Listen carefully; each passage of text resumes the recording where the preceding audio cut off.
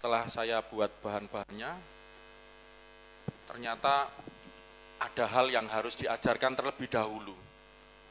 Ya, sebelum mengajarkan tentang kelahiran baru, penting sekali. Karena selama ini saya sudah mengajarkan tentang Allah yang Tritunggal itu, yang punya rencana buat kita, yang Tritunggal yang menciptakan kita, ya kan?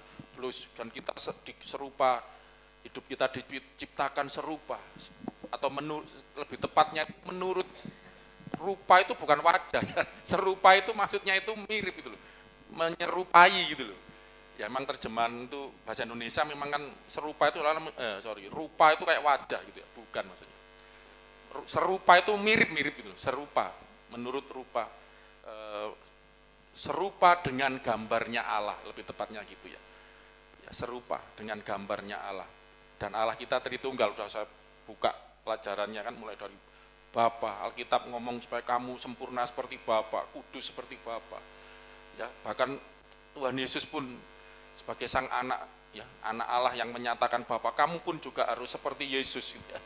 Kudus seperti Yesus itu memang belum itu. Karena waktu saya ngajar itu nanti itulah itu bagian yang ketiga itu nanti kan, manusia baru, manusia rohani, manusia sempurna seperti Yesus.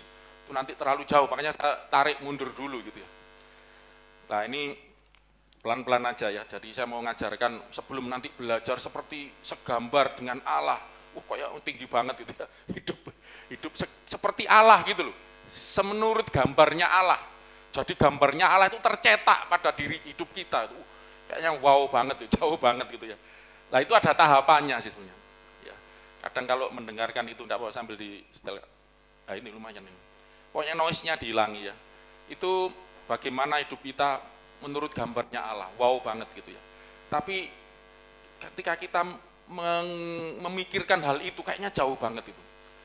Ya, bahkan semua orang di dunia agama apapun itu enggak mungkin kayaknya. Mereka selalu katakan kesempurnaan itu hanya milik Allah. Jadi yang sempurna cuma Allah. Manusia tidak mungkin sempurna. Itu ajaranmu, silakan. Di Alkitab enggak. Hendaklah kamu sempurna. Udah sering diingat. Kamu harus sempurna. Seperti siapa? Sama seperti lo, itu sama lo. Sama seperti Bapakmu di surga. Sempurna lo, itu apa enggak? Luar biasa itu. Lah, tapi sebelum ke sana gitu ya, kayaknya kok jauh banget gitu ya. Dunia aja hampir enggak percaya, bahkan agama yang mayoritas di Indonesia pun ajarannya yang katanya dari Tuhan. Enggak mungkin kamu bisa sempurna, hanya aku yang sempurna. Jadi kamu enggak usah sempurna ya. Seolah-olah kan begitu. Ya kamu berusaha untuk sempurna, tapi enggak mungkin, percuma disuruh sesuatu, diperintahkan harus melakukan ini itu, tapi kamu enggak mungkin sempurna. Seolah-olah kan seperti itu. Loh, kita lain, saudaraku. Firman Tuhan itu juga penuh dengan perintah. Kita kan belajar minggu lalu tentang menyerupai Kristus. Itu kenapa Kristus? Karena Kristus ini sempurna, melakukan seluruh perintah Tuhan. Digenapi, makanya waktu di kayu salib dia bilang apa? Sudah genap, sempurna. Finish, selesai, sempurna. Sampai akhir, dikerjakan semua. Dan makanya kita harus meneladani Tuhan Yesus. Atau ganti mic? Mic yang mana? Ini. Oh, ininya ya. Maaf ya, saya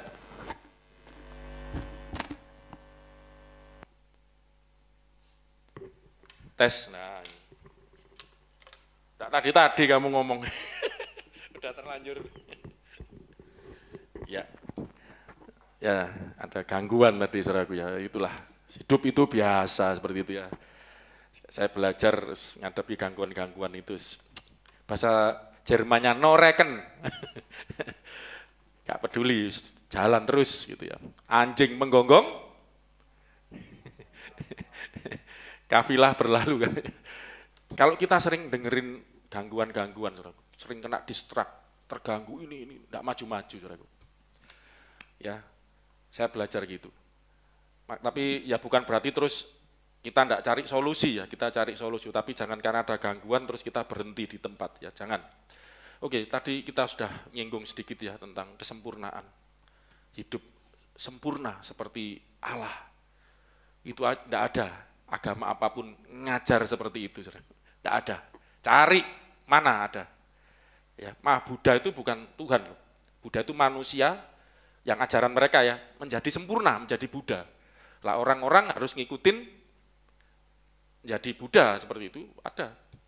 Saya nyoba belajar kalau agama Tao, agama Konghucu segala macam ya yang Tridharma itu, mereka tujuannya menjadi sempurna itu gambarannya ada dewa. Jadi manusia itu menjadi dewa gitu. Tapi ternyata dewa yang tidak sempurna loh. Ya, saya tidak ada sempurna. Dewa itu, saya sering lihat film India itu kan dewa bisa perang-perang sendiri apa. Dewa Indra itu yang katanya dewa apa namanya? Penguasanya para dewa ya bisa iri, bisa apa itu tetap ada kekurangannya gitu loh Mas. Itu menggambarkan sifat manusia, ajarannya kayak gitu-gitulah. Tapi Alkitab lain, seolah-olah tidak ada celah. Hendaklah kamu sempurna, seolah kalau minggu lalu itu apa? Harus ya, barang siapa ya toh, apa itu wajib hidup seperti Kristus Allah minggu lalu loh ya. Kan wajib, harus, berarti tidak ada celah maksudnya, nggak bisa ditawar gitu loh. Saya mau kita kembali kepada ajaran yang benar, saudaraku. Kita jangan pakai ajaran yang kita buat-buat sendiri. Maaf, kadang kita kan tadi seperti sempurnaan itu hanya Tuhan, manusia tidak mungkin sempurna. Ya toh, tidak mungkin. Aku gini tidak apa-apa. Maaf, saudara, kita kan sering gitu. Ya kan namanya manusia kan banyak kesalahan lah, tidak apa-apa. Kamu ngomong tidak apa-apa. Lu Alkitab ngomong lo tidak boleh gitu loh. Jangan buat, itu kamu berarti buat agama sendiri, saudaraku. Hati-hati loh saudara, jangan buat agama sendiri. Jangan buat Tuhan sendiri menurut akalmu. Nah, apa yang katakan Alkitab? Ngerti gak ngerti yo, Alkitab ngomong gitu, itu namanya iman saudaraku. Iman itu kan percaya. Ya ini loh, dasar kita tuh firman Tuhan. Wis percaya aja. Ya nggak ngerti pun tetap percaya gitu loh. Seperti ini misalnya hidup sempurna, ini baru di sini. Saudara. Sempurna seperti Allah, Bapa. Tapi kan kemarin udah belajar, Bapa itu kan mewujudkan dirinya di dalam anaknya. Jadi Bapa itu tidak kelihatan, jadi kelihatan melalui anaknya. Makanya sebut anak Allah. Keluar dari Allah, menyatakan ini loh Allah itu seperti ini. Lihat aku sama dengan lihat Allah. Mau sempurna, ya makanya dikatakan minggu lalu seperti Tuhan Yesus. Wajib hidup sama seperti Yesus. Kelihatan kan Yesus, oh kayak begini. Itu mau saya ajarkan, saya mundur dulu. Wah nanti terlalu jauh ya, langsung ke situnya lah. Makanya saya tarik mundur dulu, belajar ke apa namanya, sebelum ke sana, kitabnya sudah ada dari dulu ini, cuman mau mempelajarinya. Saya minta tisu ya, tolong agak meler sedikit. Kalau ada tisu, ya terima kasih. Tisunya aku nggak ada di sini, diambil atau habis sudah, tidak disiapkan. Makasih. Ya, makasih Mbak Emi. Ya, jadi menjadi manusia baru di sini ya. Menjadi manusia rohani, yang kedua, yang ketiga menjadi manusia sempurna atau serupa dengan Tuhan Yesus. Lah ini harus tahapan ini dulu, makanya kaget langsung, hendaklah kamu sempurna. Seperti apa sempurnanya itu? Bagaimana caranya? Lah kita mulai dari menjadi manusia baru dulu. Ya, menjadi manusia baru, ya toh. Nah itu bagaimana? Nah tapi setelah saya lagi menyiapkan ini, saudaraku, saya kok melihat apa namanya, ada hal yang harus diajarkan. Coba kita lihat dulu ayatnya. Yohanes pasal 3, kita lihat ayat 3 sampai 7. Harus didasari dulu dengan pelajaran atau pengajaran tentang panggilan, saudaraku. Nanti saya akan tunjukkan. Saya lagi dalam ini mau ngajarkan, wah ini harus, coba lihat dulu ya ayatnya. Yesus menjawab, katanya, Aku berkata kepadamu, sesungguhnya jika seorang tidak dilahirkan kembali, ia tidak dapat melihat kerajaan Allah. Jika seseorang atau seorang tidak dilahirkan kembali, ia tidak dapat melihat kerajaan Allah. Jangankan masuk, lihat aja enggak, mana kerajaan Allah, enggak lihat. Ya, kalau enggak lahir kembali, makanya istilah kita menyebutnya manusia baru. Manusia kita ini dilahirkan kembali, gitu loh. Nah, ini Nikodemus sempat tanya, Nikodemus orang guru besar agama Yahudi. Coba lihat. Baca terus, lanjutnya. Kata Nikodemus kepadanya, bagaimanakah mungkin seorang dilahirkan kalau ia sudah tua? Oh, dilahirkan lagi.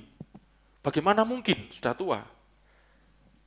dapatkah ia masuk kembali ke dalam rahim ibunya dan Masuk dilahirkan lagi? ke dalam rahim ibunya dan dilahirkan lagi. Oh, bayangannya kan dia pikiran yang jasmaniah, pikiran yang physically, yang secara fisik. Oh, aku harus lahir lagi. Gimana caranya? Apa masuk perutnya ibuku lagi terus keluar lagi? Itu nggak masuk. Nggak ngerti yang dimaksud. Yesus ngomong apa? Jawab Yesus, "Aku berkata kepadamu, sesungguhnya jika seorang tidak dilahirkan dari air dan roh." Nah, ini yang dimaksud dilahirkan kembali. Dilahirkan dari air dan roh gitu loh. Tuhan Yesus meralat pemikiran Nikodemus, keliru cara berpikir seperti itu. Bukan kelahiran fisik yang dimaksud. Secara fisik kita udah lahir, tapi ada yang harus dilahirkan kembali.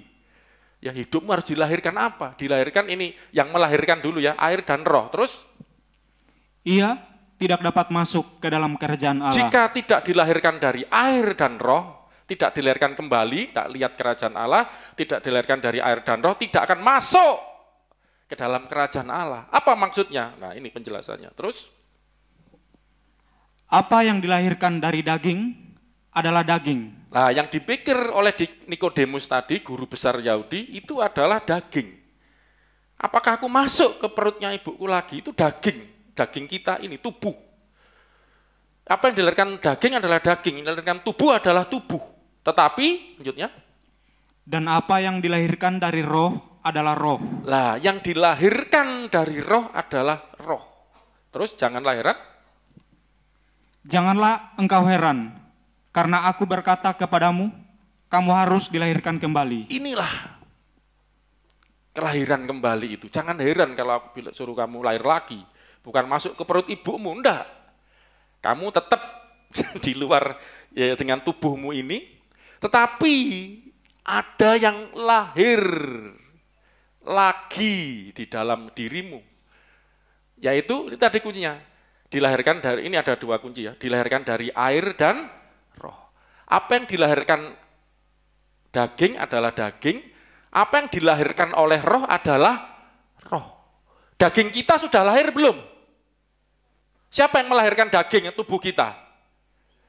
Ibu, bukan bapak ya. Bapaknya ini perutnya gede karena kembung. Ibu yang melahirkan ya. Tapi hasil urunan dari bapaknya. Ya bapak ibu kita lah ya, hasil dari hubungan ayah ibu kita secara jasmani ya. Secara biologis lahirlah daging kita. Tapi rohnya ini loh saudaraku, sudah lahir atau belum gitu loh. Lah kita udah belajar, manusia kalau tidak ada roh kan mati gitu loh. Ya kan? Ini pelan-pelan dulu. Makanya kenapa akhirnya saya mau ngajar tentang kelahiran kembali, jadi mundur lagi karena harus belajar ini dulu. Tentang keselamatan ini dulu. Nah, yang saya sebut nanti apanya dipanggil oleh Allah Tritunggal. Pakai Tritunggal semua. Tritunggal yang memanggil orang berdosa ini. Karena nanti ketiga-tiganya Bapa, Anak dan Sang Roh Suci itu ada di dalam karyanya tadi memanggil kita semua. Roh itu tubuh sudah lahir. Masalahnya roh kita sudah lahir lagi. Lah ini kan lagi. Berarti maksudnya begini, rohnya itu sudah ada. Loh kalau tidak ada roh kan mati, saudaraku. Tubuh tanpa roh, Rasul Yakobus ngomong, seperti tubuh tanpa roh, mati. Juga iman tanpa perbuatan, gitu. Mati juga. Iman toh. Coba baca itu bagus itu. Yakobus berapa masih? 5. Bisa nyari ayat enggak Mbak Asih? Enggak apa-apa sambil baca ini, sekalian ngerti. Yakobus 5 nih ayatnya. Yakobus 2 ya. Ini calon hambanya ini. Saya doakan terus Mbak Mimi ya, jadi hambahu. Yakobus berapa? Berapa? 2 ayat 6. 26. Yakobus 2 ayat 26. Haleluya. Baca. Sebab seperti tubuh tanpa roh adalah mati. Tubuh tanpa roh mati. Tubuh ini tanpa roh mati. Manusia waktu diciptakan kan tubuhnya dulu, ingat enggak Kejadian 2:7. Tuhan membentuk manusia dari debu tanah. Yang dibentuk itu tubuhnya dulu. Belum hidup. lalu Allah mengembuskan nafasnya, itu rohnya, ruahnya itu. Nefes Allah itu, ruahnya Allah itu. Rohnya Allah, pneumatuseu, rohnya, nafasnya Allah, rohnya Allah masuk jadi hidup. Nah ini saudaraku. Kalau roh ini, kita sudah sering pernah belajar, nggak usah tak ulangi. Kalau roh ini kembali, tubuh kembali ke debu, tubuh kembali ke tanah ya, kembali ke tanah, roh kembali ke penciptanya, apa? Ya Allah, roh yang memberikan roh itu, balik, sudah, itu mati namanya. Tubuhnya dipendem, rohnya balik, nafas kembali kepada Allah, jiwanya tanggung jawab. Apa yang sudah kamu perbuat di dunia selama kamu hidup, makanya hati-hati. Ada dua lagu sekolah minggu. Ada dua jalan. Di nadanya kok di dalam dunia ada dua jalan, lebar dan sempit, mana kau pilih? Anda tinggal milih yang lebar api, jiwamu mati dibuang ke sana nanti, tapi yang sempit hidup berglori. Maksudnya hidup sempit itu, jalan sempit itu penuh penderitaan, tantangan itu loh. Itu lagu zaman dulu gitu ya. Masih ingat yang muda-muda belum lahir. Enggak tahu masih dinyanyikan enggak di malam minggu sekarang gitu ya. Ya toh, jiwa kita nanti bertanggungjawabkan. Ya memang ada pelajaran roh dan jiwa itu jadi satu. Yang dimaksud rohnya ini kan nafas hidup yang dari Tuhan ini kembali. Oke, saya tidak bahas itu lain kali nanti. Jadi gini, saudaraku.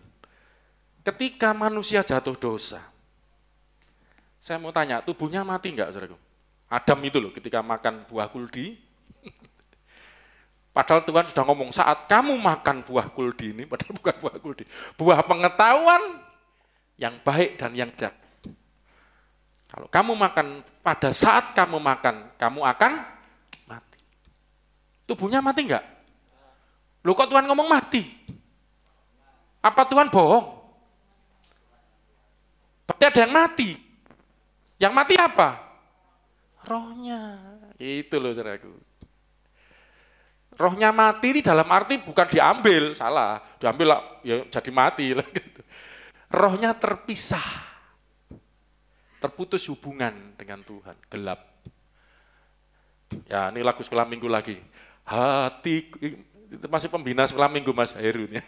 Nanti drama ya pasca ini ya. Hatiku gelap dengan dosa, hingga masuklah juru selamatku. Terus jadi waktu nyanyi hatiku gelap itu bawa gambar warna hati hitam warnanya. Saya ingat masih sekolah minggu. Itu penting loh ya gitu-gitu. Gelap dengan dosa terus hatiku gelap dengan dosa terus hingga masuklah juru selamatku, menyucikannya dengan darahnya, ganti warna merah. Darah kan, darah Yesus. Hingga seputih salju, ganti warna putih. Wah, enggak tahu, saya sudah menggurus mulai buatin gitu, enggak tahu sudah coba, udah pernah dianu belum? Terus putih salju, terus nanti aku akan berjalan di jalan emas di surga terang, bawa warna emas. Oh iya, saya waktu Natal ya Kak salah itu ya. Jadinya warna emas. Oh, berubah. Itu loh berubah itu. Hidup. Makanya saya pernah ngotbahkan, Tuhan itu enggak cuma menciptakan kita. Setelah diciptakan dilepas sudah, cul. Gelundung wis terserah. Embuh kamu nanti ya apa tak kasih. Ini peraturan perintah-perintahku, larangan-laranganku. Nek mbok kerjakan perintah, kamu dapat pahala surga, dapat bidadari, banyak nanti cantik-cantik. Nek melanggar perintahku, larangan-laranganku, kamu azab, masuk neraka. Udah dilepas. Oh, Kristen enggak gitu. Bapa di surga enggak gitu. Bapa, apa itu? Besar sungguh kasih setiamu, nyata sungguh perlindunganmu, tak satu kuasa mampu pisahkan aku dari kasih-Mu. Memang manusia terpisah karena dosa, tapi Allah datang. Nah, ini loh, untuk memanggil manusia masuk. Nanti saya akan tunjukkan aja. Terus yang bait keduanya loh, Bapa, ajarku selalu hormati-Mu. Dengan cara apa? Ajarku turut perintah-Mu, ya kan? Berikan ku hati. Jadi enggak cuma diberi perintah, diberi larangan, suruh melakukan, enggak. Disertai. Katakan 1, 2, 3, disertai. Ditolong. Disertai itu kan, disertai itu kayak apa? Jadi bayangan kita disertai didampingi. Rono rene dimeloi, dideloki tok ae. Wis karepmu enggak. Ditolong, amin. Disertai, ditolong, diberi, dituntun. Dituntun karena kita ini anak-anaknya dituntun sama Tuhan. Ya lah, inilah saudaraku. Jadi ketika manusia manusia jatuh dosa, rohnya mati. Itu loh.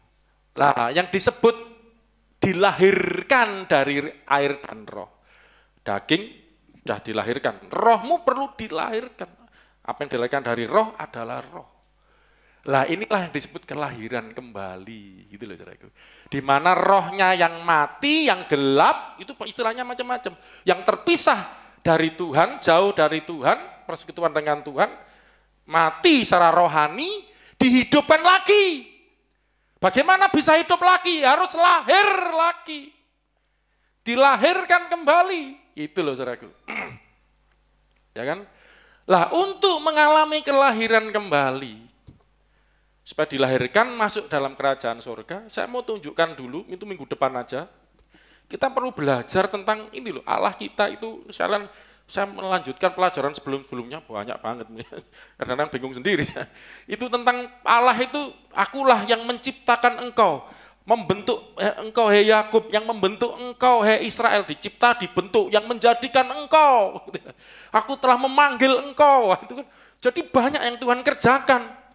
Jangan dibayangkan Tuhan itu bahasa Jermannya tengok-tengok, ya habis menciptakan terus duduk di sorga mengamat-ngamati, wis apa yang dikerjakan manusia. Salah, pentung, pukul, asap, bener, kasih hadiah, pahala. Oh, enggak gitu. Maaf, itu kuno. Itu kekristenan enggak seperti itu. Ya, Allah itu bertanggung jawab. Allah itu setia. Kasih setiamu, tadi nyanyikan, yang kurasakan. Ketika Adam jatuh dosa, mati rohnya. Saat kamu makan buah ini, kamu akan mati. Tubuhnya enggak mati, tapi rohnya mati. Ketika rohnya mati, apa yang terjadi? Dia melihat dosa.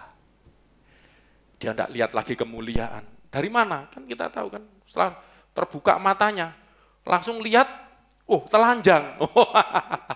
Dulu telanjang itu enggak berdosa, enggak malu, enggak apa-apa. Di dalam kekudusan. Saya mau tanya, saudara kalau sekarang telanjang, malu enggak saudaraku? Dikira orang gila.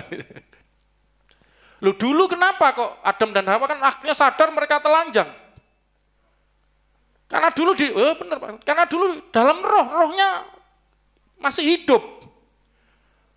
Rohnya suci, kudus. Sehingga melihat itu, coba, gini, ini penting ya, anak muda juga harus tahu. Sebelum kau menikah, jangan sampai melakukan hubungan suami istri. Namanya saja saya selalu katakan hubungan suami istri. Itu hubungan antara suami dengan istri. Oh, itu pacar Pak, istrimu kok, pacarmu kok. Jangan sembarangan. Saudaraku, coba suami istri, saya ngomong gini, ini untuk suami istri. Kita sudah punya suami yang sudah menikah. Maaf ya, ini kalau kita kudus, pikirannya kudus. Ya. Maaf kalau yang enggak kudus ya, Bagi orang najis semuanya najis. Bagi orang suci semuanya suci.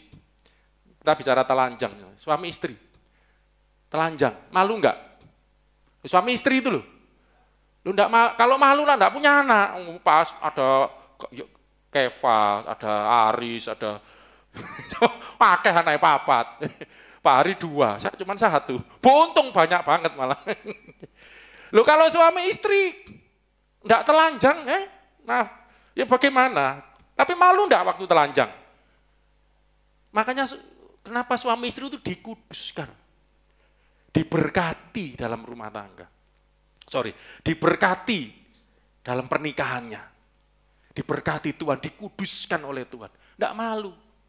Ini coba gambaran kayak gini-gini ini coba Anda ngerti. Tapi kalau bukan istrinya, bukan suaminya malu. Kalau enggak malu binatang, kebo. Makanya kumpul kebo. Itu kumpul sama kerbau. Kumpul kebo. Berarti bukan kumpul sama suaminya, bukan kumpul sama istrinya, kumpul sama kerbau. Sama binatang. Lu bukan suami istri kok enggak malu, kamu kerbau soalnya. Binatang enggak malu. Ada binatang pakai baju? Pernah lihat binatang pakai baju? Binatang itu telanjang enggak? Berarti telanjang itu kan sebenarnya bukan sesuatu yang aneh gitu loh. Binatang aja telanjang. Pakai baju Pak, siapa? Kera Pak. Kera sakti. Kera yang tanda pedas itu ya beda untuk dikasih baju. Aslinya kan binatang kan telanjang semua. Ya itu memang makhluk manusia dulunya telanjang. Setelah jatuh dosa, ini enggak kudus lagi. Ya karena jatuh dosa, rohnya sudah. Makanya orang yang hidup dalam kekudusan, rumah tangga yang nanti lain kali kita belajar, maaf ya, arti kata kudus itu maaf enggak seperti yang agama-agama ajarkan. Biar Anda ngerti. Makanya Anda kalau meninggalkan Kristen menurut saya konyol banget. Alkitab ini banyak hal-hal yang luar biasa. Bicara tentang kudus itu enggak sekedar, ini enggak boleh gini, ecek-ecek banget. Seperti rumah tangga dikuduskan. Perkawinan dikuduskan oleh Tuhan, disakralkan, sakral, kudus, suci. Itu terbukti kan, buktinya telanjang enggak berdosa. Suami istri. Tapi kenapa waktu rohnya mati? Kan hidup dalam dosa. Jatuh dalam dosa, langsung bingung nutup segala macam. Anda kalau mandi telanjang enggak? Enggak, pakai baju. Ya, berarti kan telanjang itu enggak masalah sebetulnya kalau zaman sekarang kan. Tapi lihat tempatnya di kamar mandi enggak apa-apa. Suami istri enggak apa-apa. Berarti kan ketika mereka tahu telanjang, padahal suami istri kan Adam dan Hawa, enggak masalah sebenarnya. Tapi kenapa waktu itu tiba-tiba muncul pikiran itu? Ada sesuatu yang, ya karena terpisah dari Allah, pikirannya udah beda. Pikirannya udah daging, jasmani, duniawi, pikiran surgawinya hilang, udah terpisah. Tapi yang luar biasa, Allah itu datang. Ini loh, agama lain tidak ada ngajarkan Allahnya datang. Ya, kalau agama Hindu ada sih ya, mungkin apa itu gantian tapi dewanya Siwa jadi siapa, Wisnu jadi. Kalau Brahma kok saya tidak tahu ya, saya tidak terlalu ngikutin mungkin. Itu kan kalau apa Wisnu kan jadi siapa itu Sri Rama kan Yilma terus jadi siapa untuk nolong kayak gini. Ya itu kan, tapi kita enggak gitu ya, gantian Bapa datang, terus Roh Kudus, enggak. Bapa itu enggak kelihatan, enggak ada batasannya, roh yang ajaib, roh yang enggak terbatas, roh yang tidak terlihat, terus memperlihatkan diri datang pada dunia ini. Yesus itu datang pertama kali itu bukan pas Natal, jangan salah, ini coba Kejadian pasal 3 ayat 7 ya, enggak salah.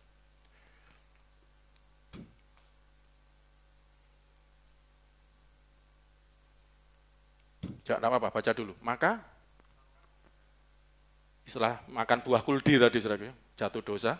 Maka terbukalah mata mereka berdua, dan mereka tahu bahwa mereka telanjang. Lalu mereka menyemat daun pohon ara dan membuat cawat. Wah, inilah cawat pertama kali diciptakan di Taman Ini di mana di Taman Eden. Cawat pertama tercipta dari apa? Pohon-pohonan, pohon ara, daun dari daun pohon ara. 8. Ketika mereka mendengar bunyi langkah Tuhan Allah yang berjalan-jalan dalam taman itu pada waktu hari sejuk. Bunyi langkah Yahweh, ini Tuhan huruf besar semua, Yahweh, Bapa. Yahweh itu katanya Bapa itu kan, Yeremia 23:24. Tidakkah aku memenuhi langit dan bumi? Allah Bapa itu roh, tidak kelihatan. Kok bisa kelihatan? Ada bunyi langkah jalan-jalan. Terbukti dari mana? Terus baca, bersembunyilah. Bersembunyilah manusia dan istrinya itu terhadap Tuhan Allah di antara pohon-pohonan dalam taman. Coba kita belajar Alkitab pelan-pelan ya. Berarti waktu itu Adam dan Hawa, Adam dan istrinya, lihat Yahweh enggak? Kok sampai bersembunyi? Bersembunyi di antara pohon-pohonan. Ada bunyi langkah yang lagi lewat, lagi jalan di hari sejuk. Terus manusia dengar, ada yang lewat, terus sembunyi. Berarti kelihatan enggak? Kelihatan loh. Kalau enggak kelihatan kan mau sembunyi di mana? Berarti ada Tuhan lewat. Ini siapa yang dilihat? Tuhan Yesus kan. Dari mana tahunya? Minggu lalu sama Yohanes 1:18. Enggak usah dibuka. Tidak ada seorang pun pernah melihat Allah atau Bapa. Tidak ada seorang pun. Adam ini orang atau bukan? Orang. Tetapi, kalau itu yang dilihat siapa? Anak tunggal. Allah yang di pangkuan Bapa, kolpos Bapa, dalam dekapan Bapa, di dalam Bapa. Dialah yang menyatakannya, Yohanes 1:18. Tidak ada yang pernah melihat, tapi orang jadi bisa melihat Allah ketika anak Allah itu keluar dari Bapa untuk menyatakan. Yesus ngomong, lihat aku sama dengan lihat Bapa. Gitu ya. Akhirnya lihat Yesus.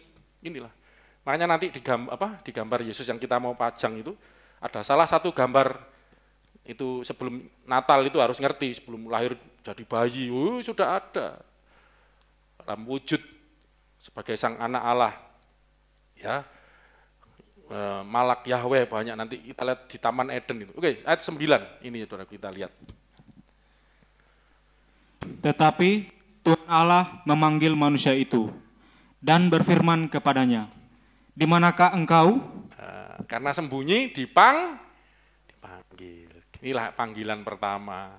Inilah penampakan kepada manusia. Bukan pertama sih, ini kan kalau bicara menampakkan diri, itu selama ini Tuhan sudah menampakkan diri kepada, agama saudara seberang kita. Tuhan itu tidak pernah menampakkan diri, jangan salah loh. Tidak pernah.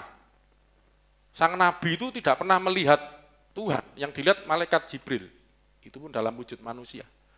Tidak pernah, jangan keliru. Tidak ada. Tapi di Alkitab ini, Tuhan kita ini menampakkan diri. Banyak yang sudah lihat Tuhan. Ini Adam. Sudah saya lihat, kasih listnya kan di grup itu. Selain Adam siapa lagi? Coba ingat enggak? Tuhan pernah menampakkan diri kepada siapa? Dilihat. Ayo, Tuhan pernah menampakkan diri kepada siapa saja? Nampak, dilihat. Beda dengan penglihatan loh ya. Saya sudah jelaskan kalau penglihatan itu kan di dalam alam roh kita lihat, ada penglihatan. Penglihatan itu enggak semua orang lihat, hanya orang tertentu. Tapi ini bisa dilihat rame-rame karena ada wujudnya gitu loh. Beda dengan penglihatan. Penglihatan itu di alam roh. Ini di alam dunia. Terlihat wujud. Siapa saja pernah ditampai sama Tuhan? Tiofani, Musa, Abraham, Yusuf enggak, Yakub, siapa lagi? Banyak ditampai Tuhan, ada. Orang Israel itu loh, seluruh jemaah, itu Tuhan menampakkan diri sebagai malaikat Yahweh. Tiang awan, tiang api, di dalamnya ada malaikat Yahweh, itu kan jadi Tuhan kita. Makanya agama lain enggak mudeng. Tuhan jadi manusia loh. Jangankan jadi manusia, sebelumnya itu loh sering menampakkan diri. Waktu ketemu Abraham, wujud yang dilihat itu seperti apa? Manusia, makan-makan, dijamu makan, itu kan Tapi saya sering ajarkan, tapi tetap beda. Manusia yang dilahirkan oleh Maria dengan manusia yang ini wujud seperti manusia, tapi bukan manusia secara jasmani, daging. Yang dilahirkan dari daging, tubuhnya perawan Maria, bukan. Ini kelihatan seperti tubuh, tapi dia bukan tubuh jasmani. Buktinya terus setelah itu di Kejadian 19 ya, terus naik ke surga loh, ya naik orang masa naik kembali setelah menghancurkan Sodom Gomora itu, naik ke surga. Kejadian 19 ayat yang terakhir itu, meninggalkan Abraham, ketemu berapa kali terus naik ke surga lagi dalam wujud yang kelihatan. Itu makanya ajaran Kristen itu luar biasa. Tuhan kita bukan Tuhan yang tidak bisa memperlihatkan dirinya. Tuhan kita hidup dan Tuhan kita bisa memperlihatkan dirinya. Sehingga orang ada saksi-saksi. Alkitab mencatat, Musa mencatat, Abraham, semua bersaksi. Yakub melihat Allah. Terus setelah Yesus datang, nggak usah bingung. Kamu lihat aku sama dengan lihat Allah. Karena selama ini yang dilihat itu ya aku, kira-kira begitu ya. Makanya waktu ditanya, siapa kamu ini? Kamu lebih besar mana dengan bapak kami Abraham? Sebelum Abraham jadi, aku telah ada. Sebenarnya terjemahnya ego imi. Sebelum Abraham jadi, akulah dia, gitu loh, maksudnya gitu. Ego emi itu kalau sudah tahu itu perkataan Yahweh pada waktu ketemu Musa. Siapa engkau? Ego imi, akulah aku, itu loh saudaraku terjemahnya. Jadi Yesus sedang ngomong, ego emi, ngamuk-ngamuk makanya. Kita kan baca kan waktu itu, sebelum Abraham jadi, aku telah ada. Kok orang Yahudi ngapain ngamuk-ngamuk? Kita kan enggak ngerti, karena nggak ngerti bahasa aslinya. Karena Yesus ngomong, ego emi, sebelum Abraham jadi, akulah dia. Waduh, wah ngamuk-ngamuk mau dilempar batu, ini menyamakan diri dengan Allah. Itu loh saudaraku. Lah, terus Tuhan ini Yesus, Allah dalam, ini prainkarnasi Yesus menampakkan diri. Yesus itu adalah teofani, Allah yang nampak di Taman Eden. Nanti gambarnya bagus itu nanti ya, Mas Heru yang nemukan. Itu loh Pak Agung, bagus lagi bercengkrama sama Adam dan Hawa sebelum jatuh dosa. Yang ini ada enggak? Saya minta dicarikan gambar lagi yang ini. Waktu Adam Hawa jatuh dosa, dipanggil oleh Yahweh dalam wujud yang nampak. Yahweh kalau wujudnya nampak itu disebut Tuhan Yesus itu loh. Kayak Yahweh yang enggak nampak, Bapak, ngono saudaraku, gak usah bingung. Yahweh yang enggak kelihatan, Allah yang enggak kelihatan itu adalah Bapa. Kalau Yahweh menampakkan diri sebagai malak Yahweh dalam wujud yang kelihatan itu anak Allah. Sekarang kita nyebutnya Yesus Kristus, ya. Tanya, di mana engkau? Saya mau tanya, kira-kira Tuhan itu ngerti enggak kalau Adam dan Hawa sembunyi? Tahu enggak tempatnya di mana? Ini koyok Tuhan enggak ngerti ya, Tuhan wong Kristen. Ini bukan masalah enggak ngerti. Coba Anda renungkan. Kenapa? Kok enggak langsung kayak main sembunyi-sembunyian? Ayo, kamu di situ ya. Kamu sembunyi. Ayo keluar. Enggak. Di manakah engkau? Kenapa saudara? Pernah mikir enggak? Ini, waduh kalau saudara baca seluruh Alkitab, makanya harus baca. Tuhan itu enggak pernah memaksakan. Makanya istilah panggil. Banyak yang dipanggil. Semua itu kita diberi kesempatan untuk dipanggil. Tapi yang mau dipanggil itu urusan masing-masing. Mau enggak dipanggil? Pas yang waktunya enggak cukup nanti. Ini baru manggil, karena nanti sebelum Anda dilahirkan kembali, Anda dipanggil dulu. Enggak terus ujuk-ujuk bangun tidur, aku lahir lagi. Enggak, Anda dipanggil dulu. Dipanggil dulu. Terus apa jawabnya? 10. Ia menjawab, ketika aku mendengar bahwa engkau ada dalam taman ini, aku menjadi takut. Karena aku telanjang, sebab itu aku bersembunyi. Akibat dosa, roh mati, gelap, hidup dalam kegelapan, terpisah dari hubungan dengan Allah, sumber roh, sumber hidup, takut, telanjang, takut karena ada kesalahan, takut karena ada satu perubahan, aku kok begini. Yang disebut ini Rasul Paulus bagus menuliskan, kehilangan kemuliaan. Katakan sama-sama 1, 2, 3, kehilangan kemuliaan. Sebab Roma 3:23 itu ya, 23 sebab manusia telah berbuat dosa dan telah kehilangan kemuliaan Allah. Jadi mati, yang dimaksud saat kamu makan buah ini kamu mati. Rohnya mati, terpisah dari Allah. Roh yang dari Allah ini mulia.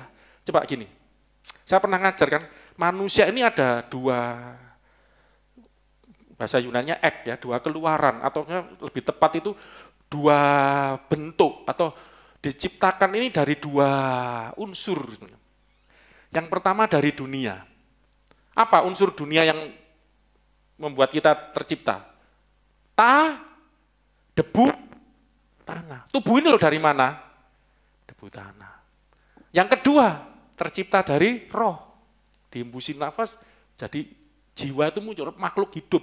Itu sebenarnya terjemahnya makhluk yang berjiwa. Ya. Jadi muncul. Ya kan? Lah, saya mau tanya, ini gambarannya aja. Yang dari sorga sama roh itu dari mana sih? Dari sorga lah istilahnya, itu asalnya dari sorga, dari Bapa. Sorga. Debu tanah dari bumi, dunia. Menurut Anda lebih mulia mana? Yang dari sorga. Makanya Rasul Paulus itu bagus dibuka hikmat. Kalau saudara, tapi ini saya harus hati-hati, kadang-kadang saya enggak sukanya gini. Memang Rasul Paulus dan Rasul Yohanes, dua rasul ini luar biasa. Mereka banyak, karena suratnya ini yang membuka rahasia-rahasia. Tapi nanti jangan sampai itu meremehkan Yakobus, Rasul Petrus, enggak. Rasul Paulus sampai nulis, manusia ini seperti ketika sudah dipulihkan nanti ya, itu harta rohani di dalam bejana tanah liat. Jadi saya mau tanya, saudara kalau nyimpen harta benda, kalau zaman itu di bejana tanah liat, sampai disebut bejana tanah, ada harta benda. Kalau orang mencuri barang ini, itu karena tanah liat bejana bejana itu apa tuh? Gentongnya ini atau dalamnya, saudaraku. Yang menjadi orang pengen mencuri atau ngambil atau berharga. Karena harta bendanya. Orang ngambil dompet Anda, dompet saya sudah rusak ini lama. Ini karena dompetnya atau karena isinya? Isinya. Ya kan? Nggak ada uang, kartu. Ini saya ketawa. Yang bayar dia nanti. Ya kan? Karena isinya. Manusia ini bernilai sebetulnya. Luarnya bejana tanah liat ini dari tanah liat. Nanti kita akan belajar tentang pembentukan. Itu bejana tanah liat. Masih banyak yang perlu kita belajar. Tapi dalamnya ini, kenapa? Kosong atau isi. Kalau enggak ada isinya, nah, yang dimaksud kosong atau isinya itu ada kemuliaan atau enggak? Enggak, maksudnya gini, saudara. Anda jangan menilai orang itu dari luar. Ini cuma tanah liat, lempung. Sementing jerone, dalamnya. Kalau orang-orang dunia lebih arahnya kok ini kan, kok pinterannya. Pinter nek, jahat ya buat apa? Kemuliaan di dalam itu loh, roh. Yang makanya dilahirkan kembali. Ya. Nah, ini dipanggil. Di mana kamu? Jadi Allah itu memanggil, Bapa itu memanggil melalui Tuhan Yesus. Ya, nah langsung aja karena waktu. Allah itu memanggil melalui Tuhan Yesus. Jadi sebenarnya gini loh, aduh harus cepat ya. Manusia ini agak beda dengan saudara seberang ya. Jadi Adam itu terusir dari sorga gitu katanya. Dari sorga. Enggak. Gini, kadang pemahaman sorga itu sedikit-sedikit saudaraku ya. Saya ingin yang saya ajarkan banyak, tapi saya tahu enggak bisa semua saya keluarkan. Sorga itu, kalau bayangan Anda itu apa sih sorga itu? Sorga itu apa? Suatu tempat, Bapa kami yang di sorga. Jadi gini, saya cuma pengen Anda itu jangan membayangkan sorga itu tempat. Sekedar tempat, maaf ya. Karena kita ini manusia terbatas dikasih gambaran seperti tempat. Seperti rumah, ya, kasih gambaran seperti Yerusalem. Coba gini, saudara. Doa Bapa kami yang di sorga, itu terjemahnya Indonesia terbatas. Kalau saudara lihat bahasa aslinya, itu adalah Patir Imon O. Jadi Patir Imon Bapa kami, O yang, N dalam tis uranis. Lah ini saudaraku. Tis uranis itu bentuk jamak. Sorga lah, terjemahkannya kan sulit. Bapa kami yang dia yang ada di sorga. Loh ya apa terjemahnya? Bahasa Inggris gampang, tinggal nambahi S gitu ya. Our Father in heavens, surga langsung S, pakai S itu kan jamak. Ya bentuk jamak, itu tidak satu gitu loh. Itu bentuk jamak. Sorga, makanya diterjemahkan tingkap-tingkap langit, ada penjelasan pertama. Langit itu bahasa terjemahan dari sorga juga. Sorga sama langit itu sering selegenje terjemahan, sama yang dimaksud. Sorga itu langit yang dimaksud. Kalau langitnya kita ini, sky ini itu ada yang menafsirkan itu surga tingkat pertama, ada surga tingkat kedua. Wah itu jadi kalau diterjemahkan Bapa kami yang ada di seluruh langit. Seluruh itu kan jamak. Di segala. Bapa kami yang ada di segala langit. Berarti tidak bisa kita batasi sebagai tempat. Ada di mana-mana. Di alam semesta ini, memenuhi alam semesta. Makanya Adam itu, maaf saudaraku, makanya saudara kalau belajar Alkitab, ayo coba, dari sini aja kelihatan. Adam itu tidak terusir dari sorga, saudara bisa cek ajaran seberang. Dari sorga karena berbuat dosa diusir dari sorga. Loh sorga itu apa? Enggak. Adam terusir dari taman Eden. Puji Tuhan Mbak rindu kembali kepada hitahnya, kembali. Sempat mualaf. Tapi mualaf-mualapan ya, Bu ya. Tapi sekarang kerinduannya menjadi hambanya, melayani Tuhan, saya doakan pakai Tuhan luar biasa. Ya, nanti siap diproses Tuhan loh ya, Mbak Rindu ya. Ojo gelem enak tok. Saudaraku, jadi enggak diusir. Lah, sekarang bicara kerajaan surga. Makanya Yesus ngomong gini. Waktu ya, saya harus keburu-buru. Kalau kamu tidak dilahirkan kembali, kamu tidak akan melihat kerajaan surga. Kerajaan Allah, gitu ya. Kalau kamu tidak dilahirkan dari air dan roh, kamu tidak akan masuk ke dalam kerajaan Allah. Coba ayat ini kita renungkan dulu sebelum bicara tentang kelahiran kembalinya, saudaraku ya. Hal ini menunjukkan ada suatu rencana Tuhan. Tuhan punya rencana, manusia sudah terusir keluar. Coba perhatikan baik-baik. Kata-kata ini harus teliti, saudaraku. Terusir dari kerajaan Allah.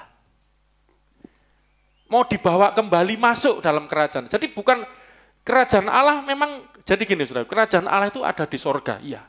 Kerajaan Allah ada di Taman Eden, iya. Saya mau tanya, kerajaan Allah ada enggak di bumi ini? Datanglah kerajaanmu di bumi seperti surga, itu doa. Tuhan mau kerajaannya ada di bumi. Itu makan ajaran, saya harap Anda ngerti. Beda ajarannya, beda banget. Top Marco, top. Jadi gini, kerajaan Allah itu bukan bicara tempat. Kerajaan Allah itu bicara di mana Allah menjadi raja. Disitulah. Kalau di sorga, Allah jadi rajanya enggak? Para malaikat, Allah jadi raja. Di Taman Eden, Allah jadi rajanya. Jadi kerajaan Allah ada di Taman Eden juga. Di bumi, di bait Allah, itu gambaran kerajaan Allah. Adalah raja sorga bertakhta di situ. Gereja, siapa rajanya di sini? Kepalanya siapa? kepala gereja itu. Rajanya, kepala itu bukan gondol, pimpinan, arki. Ya toh, kevali, arki. Arkintos itu penguasa, raja. Jadi gereja itu juga kerajaan Allah. Kalau Allah yang jadi rajanya, kalau pendeta yang jadi rajanya, majelisnya yang jadi rajanya, bukan kerajaan Allah lagi namanya. Jadi itu. Makanya ada rancangan Tuhan untuk membawa manusia kembali kepada kerajaan Allah. Entah nanti, kalau saudara tahu belajar urutan nanti ya. Jadi waktu mati nanti, yang sudah lahir baru kan masuk kerajaan Allah, itu masuk ke Taman Eden dulu. Sedikit biar tahu ya, kembali ke Taman Eden, Paradiso. Waktu Yesus ngomong Firdaus itu loh, diterjemahkan Firdaus. Itu ngomong pertama kali kepada siapa? Ngomongnya, kita jadi ngerti. Penjahat yang di sebelah kanan, jangan lupa akan aku. Hari ini juga, waktu mau matian Yesus jangan lupa. Hari ini juga engkau bersama-sama dengan aku di Firdaus, itu di kayu salib loh. Berikan pertama, berarti kalau dari kata-katanya pertama kali masuk penjahat ini. Tapi enggak ada urutannya kok itu. Nanti ada gambarnya, itu sudah ketemu, itu bagus. Adam segala macam. Ya saudaraku ya. Jadi nanti di Firdaus belum masuk. Makanya belum masuk surga, orang jadi bingung, masuk surga belum, padahal surga itu di mana-mana udah. Nah ada Allah, disitulah surga, dengan saya simpulkan dengan Bapak ya. Di mana ada Allah, sebagai raja, disitulah surga, kerajaan surga. Paham saudaraku? Di sini pun bisa jadi kerajaan Allah, kerajaan surga. Kalau Allah menjadi raja, di bumi seperti di surga. Datanglah kerajaanmu. Jadilah kehendakmu di bumi, jadi seperti di kerajaan Allah turun. Jadi kerajaan itu bukan bicara tempat ya, rumah, enggak. Di mana Allah ada, itulah yang namanya surga. Jadi orang yang disebut masuk surga itu, artinya sebetulnya orang itu hidup bersama dengan Allah. Loh, paham enggak saudaraku? Bersama dengan Allah selamanya. Itu harus ngerti. Wah, enggak terus hidup bersama bidadari 72, cantik-cantik, pari kepingin sampai mau. Hidup bersama ini itu, hidup bersama Allah. Kalau mau tahu, selamanya dalam kerajaannya. Lah makanya perlu dilahirkan kembali. Memang saya belum mengajarkan kelahiran kembali, tapi Anda ngerti prinsipnya. Harus dipanggil dulu. Coba saya tunjukkan ayatnya.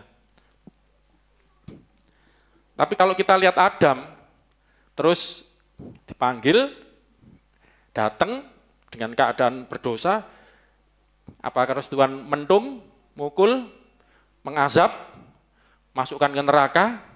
Oh, ada pengampunan. Panjang cerita di situ, bisa bagus itu. Ada pengharapan, nanti keturunan perempuan ini nanti akan menyelamatkan, menghancurkan ular kepalanya ini, yang sudah nipu kamu. Terus dikasih penyelamatan tes penyelamatan sementara, pengampunan sementara, diberikan baju dari kulit binatang. Jadi bajunya Adam yang dibuat dari pohon ara, daun-daunan tadi diganti. Kamu tidak bisa nutupi dosamu, ketelanjanganmu. Kemuliaan yang sudah hilang ini tidak bisa kamu tutupi. Dengan apapun yang kamu lakukan, ini menggambarkan usaha manusia. Tidak ada artinya. Amal ibadah manusia akan bisa menutupi dosa, menutupi ketelanjanganmu. Hanya perbuatan Allah, hanya perbuatan Allah yang bisa memulihkan, dibuatkan baju dari kulit binatang, kan singkat cerita nanti. Berarti ada binatang yang dibunuh. Masa binatang diambil kulitnya hidup-hidup? Berarti ada yang dibunuh, disembelih, diambil kulitnya, dikenakan kepada Adam dan Hawa. Dan saya percaya itu domba paling dekat dari Habel. Habel persembahannya diterima. Kenapa? Mempersembahkan domba. Mengenang. Ini kan banyak orang, kenapa bisa Kalau Anda sekarang harus bisa jawab, kenapa persembahan Kain tidak diterima, persembahan Habel diterima? Itu tafsirannya mau macam-macam itu. Ya nggak salah sih, ya lumayan mendekati menurut saya. Ini contoh zaman saya dulu. Kenapa? Zaman itu manusia belum makan binatang. Oh belum, masih makan buah-buahan. Daun-daunan, buah-buahan. Sayur-sayuran. Kain mempersembahkan hasil dia pekerjaannya. Menanam buah-buahan, sayur-sayuran. Dengan kata lain, dia mempersembahkan sesuatu yang berarti dia tidak tulus gitu, tafsirannya dulu ya. Karena dia hidup makan dari situ, terus dipersembahkan. Kalau Habel, ini luar biasa. Orang itu zaman itu makan buah-buahan, sayur-sayuran, tapi kok dia bekerja miara ternak. Ternak ini bukan untuk dimakan. Ternak ini untuk apa? Dipiara oleh Habel untuk dipersembahkan. Ini luar biasa ya, enggak apa-apa. Lumayan itu. Berarti harus tulus dengan Tuhan, macam-macam. Tapi tafsiran yang paling dekat dengan ini itu adalah baju kulit binatang yang dibuat oleh Allah untuk menutupi ketelanjangan Adam dan Hawa. Dikenang oleh Habel, anak daripada Adam dan Hawa yang sudah jatuh dosa. Ayahku, ibuku dulu berdosa. Harusnya mati. Tapi masih diberi hidup, diberi kesempatan. Bahkan katanya keturunan ibuku nanti, keturunan perempuan akan mengalahkan ular yang sudah nipu tadi, mengambil alih. Karena sudah ditipu, dunia dikuasai si ular, si jahat. Diambil alih lagi. Terus diampuni dosa, tidak dihukum mati. Walaupun harus terusir keluar dari kerajaan Allah di Taman Eden. Masih diberi kesempatan. Mengenang itu, piara domba untuk dipersembahkan pada Tuhan. Makanya tadi di gereja, di awal ibadah saya katakan, saudara, kita datang ke gereja, maaf, kita harus benar motivasi kita. Anda ke gereja itu untuk apa sih? Saya mau tanya, Anda datang ke gereja untuk apa? Sungkan sama pendetanya, karena kewajiban, karena apa Anda datang ke gereja? Coba seperti Habel ini, mempersembahkan sebagai syukur. Saudara ada nggak? Coba maaf direnungkan. Waktu Anda datang ke gereja ini, waktu mau berangkat, aku mau bersyukur. Aku sudah diampuni Tuhan. Aku diselamatkan.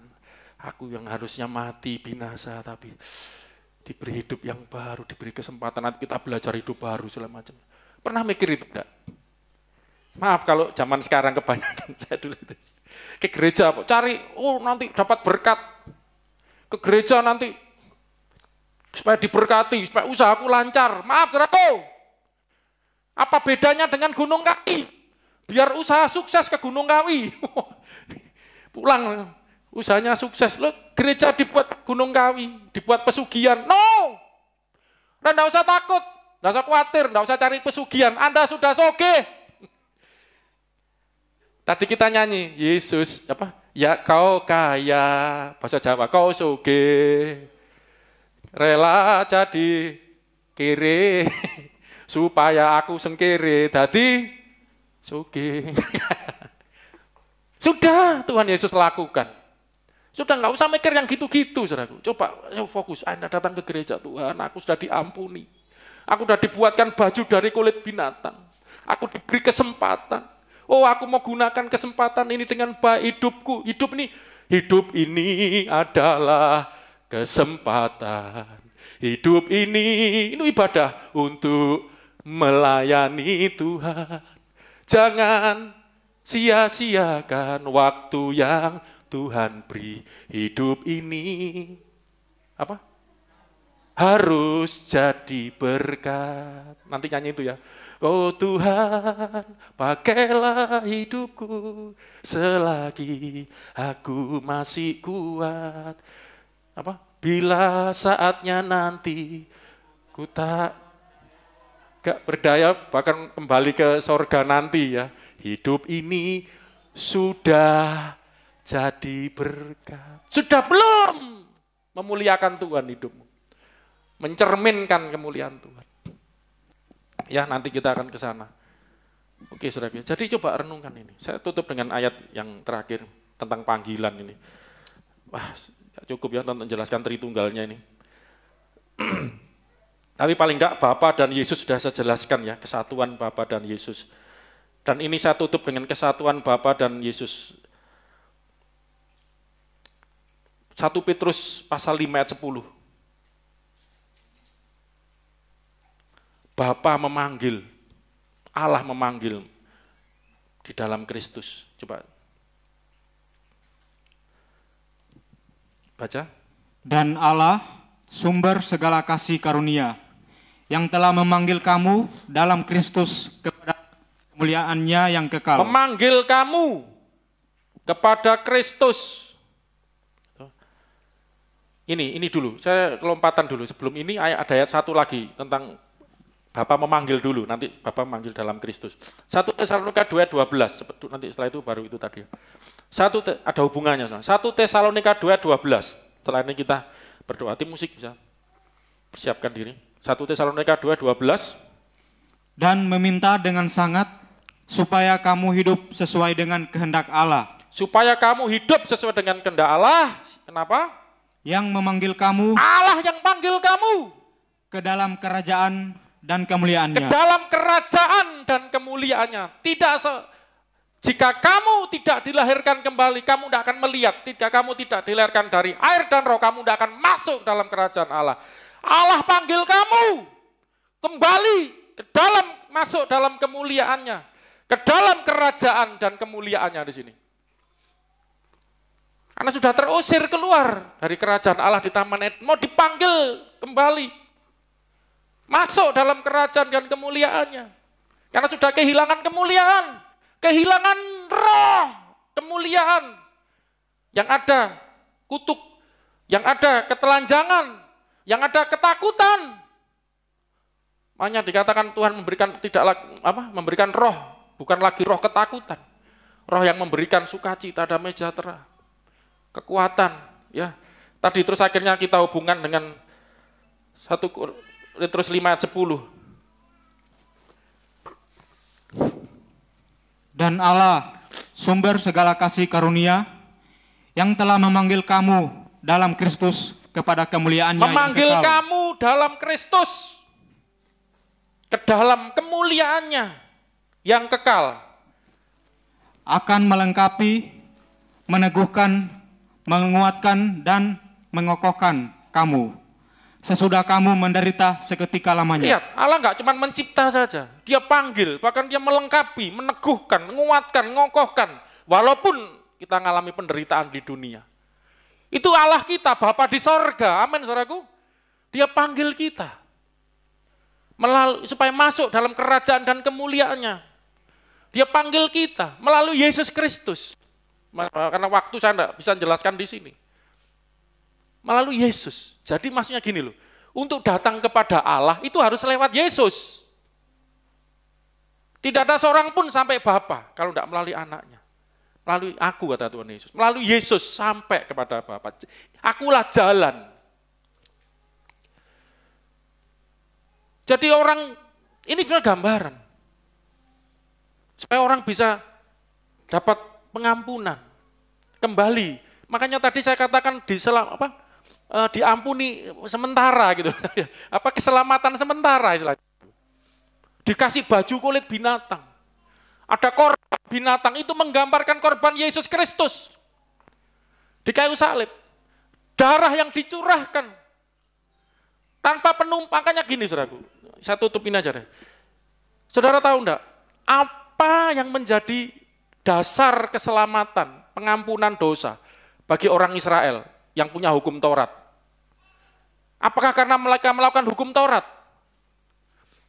Padahal yang setia melakukan diberkati, yang tidak setia dihukum. Itu agama gambaran Taurat seperti itu. Apakah mereka sempurna melakukan hukum Taurat?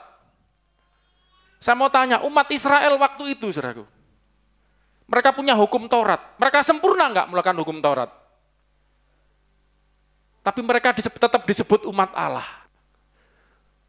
Bangsa kudus, yang kudus, umat kepunyaan Allah. Umat yang diberkati Allah. Kenapa, saudara? Bukan karena hukum Taurat, menurut baik-baik. Karena di dalam hukum Taurat ada esensi inti hukum Taurat. Yaitu apa? korban. Hukum Taurat mengatur korban penebus dosa, penghapus salah, korban keselamatan. Itu gambaran Yesus.